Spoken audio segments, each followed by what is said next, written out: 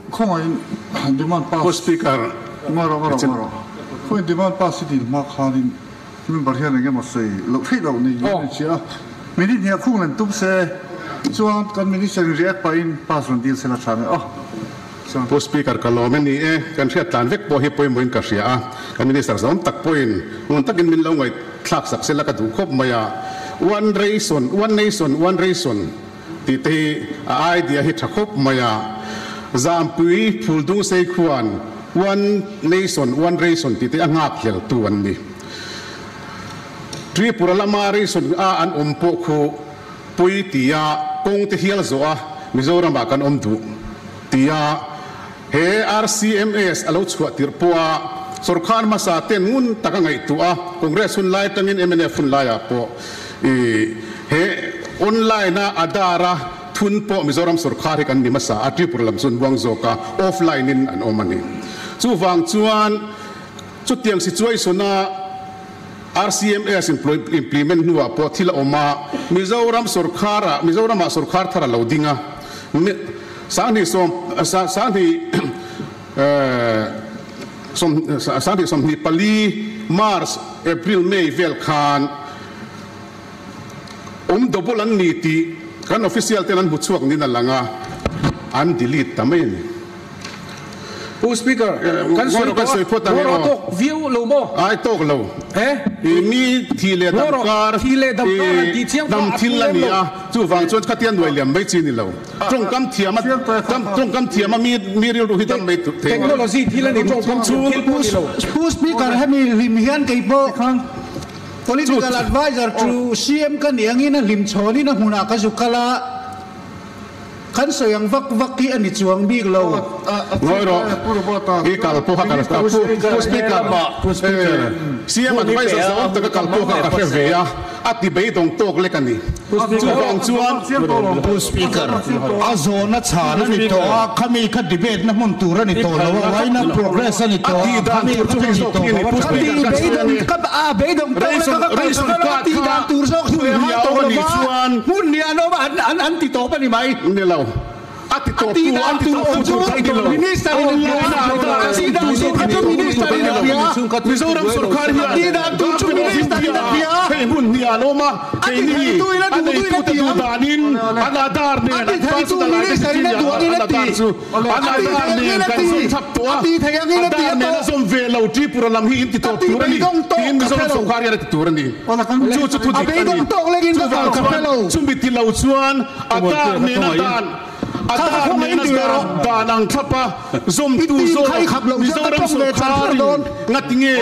dan anga an zom zo na state hian khan tu kan chan dan lo apanin an ko tam ba ni mai mi ra ru chu Mizoram sorkar ka ni to atoke I question chia speaker question chia minister in react se atoke zona zo to zona kha chiam to tikha kan minister kan react se la I du to kam ole kan minister I so mang speaker su zo ole kan minister speaker takha phul dung sei mi puite hi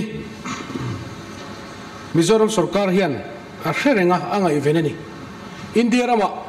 kalphung technology te lo changkang zela adar khoi state ma om kop thei to lawani Mizoram an ge nga tia Mizoram an ge ni lo chuta Tripura zo khadili tu turang ne lom chu action chu speaker khongai takin kha azona kha chan ani to a kha azona kha adwani chon house pona dule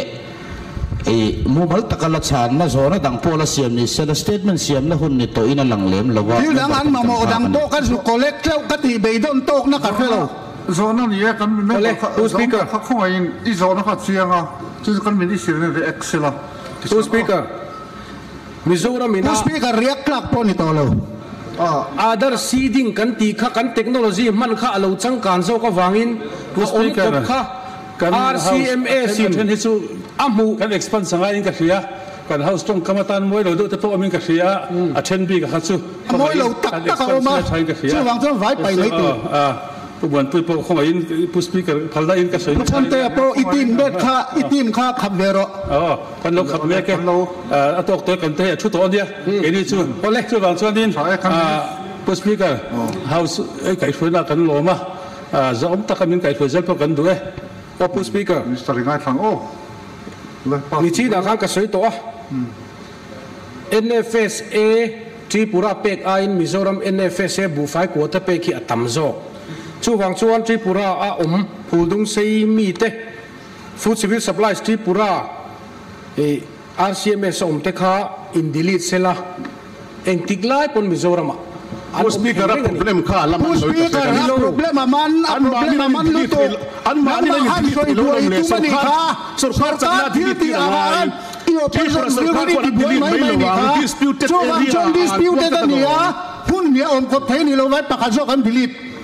Mizoram zo khan ga te kan delete Tripura zo kha delete turi kan put don lo mi kan delete ni lo a technology khan automatic in system ina delete alom ole tu na heto sei fel chi pon ni chi din pe chung ka ding pe nia Mr. Ringai thang pu speaker heng demand number parukna land revenue and settlement cheng vai bel che som thum paruk noi som nga pariat si ni sang thum le